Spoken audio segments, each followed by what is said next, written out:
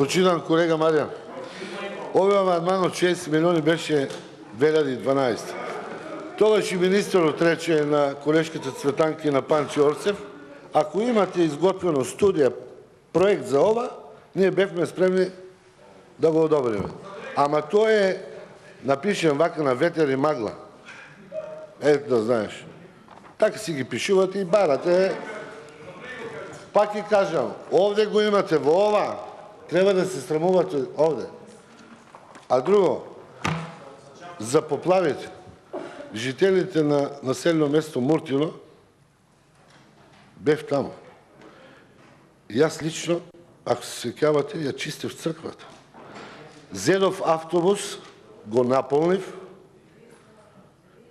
пуштив хуманитарна помош од 2000 лебови, 500 конзерви, сокови, води и што ли хигиенски работи, што ли уште не.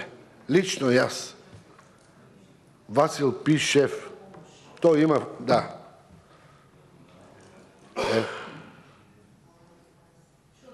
А кој гради во Струмица се знае. Пак ќе кажа. Фирмите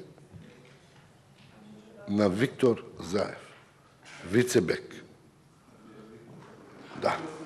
Тој е гради Струмица. И друго,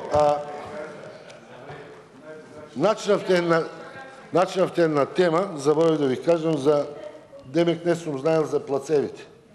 Ова шо е? Знаеш што е ова? Договор Општина Струмица со Горан Крстев. Земјишто на Агрокор за 1 евро. Срамота. И овде кажува во колку член 6 купувачот не го изгради земјиштето, треба да го врати пак на општината. Заев, само преко поставено лице. Сега што се прави?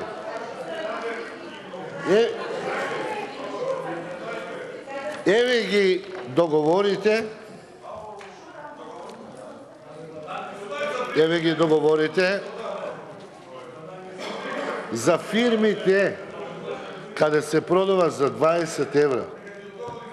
И овие луѓе, ти ги знаеш кои се тие луѓе,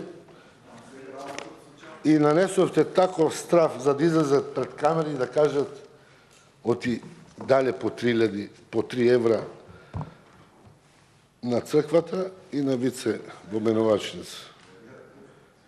И тогаш вашиот председател се фалеше, ја градам Струмица, вика, зимам од децата, вика, од устата, мои лични пари и ја градам црквата. А што било? Било тоа цело време рекет. Ето, да.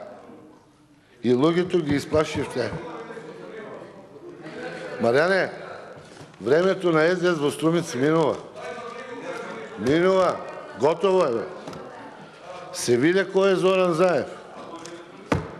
Странно е на честниот човек во Струмица, на видео снимка, што работи по 24 часа на ден. Дојде и го рекетира во кабинет. 1 евро за вице, 1 евро за црквата. Срамота.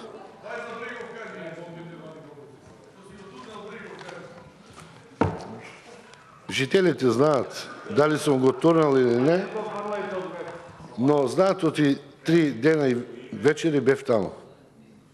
И на моја сметка, лична сметка, јас ги платив. Значи, може да ги прашите сите градежни оперативи во Струмица. И уште еднаш сакам да се заблагодарам од овде, што 3 дена ги оставија своите задачи и дојде да помогнат за овие населени места за жителите. Ето, благодарам.